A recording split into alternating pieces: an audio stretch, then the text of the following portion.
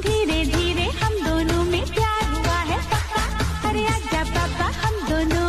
Hello दोस्तों, आप सभी का हमारे YouTube चैनल पर स्वागत है। दोस्तों, अंजलि अपने डांस का जलवा सोशल मीडिया पर दिखा चुकी है और इसके डांस ने तहलका मचा दिया है। मेरे धक्का दीवाना मुन्ना दिल लग गया।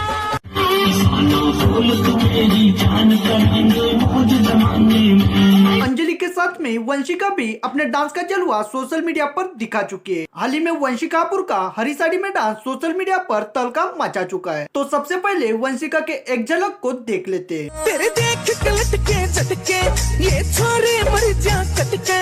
वंशिका का ये डांस सोनोटेक यूट्यूब चैनल पर आ चुका है और सोनोटेक यूट्यूब चैनल पर सिर्फ फेमस डांसर के डांस को अपलोड किया जाता है। जी हाँ दोस्तों, आपको बताया जाए तो अभी तक अंजलि चौहान का डांस भी सोनोटेक यूट्यूब चैनल पर अपलोड नहीं हुआ। हर जवानी मर जानी या सबके दिल में कटके।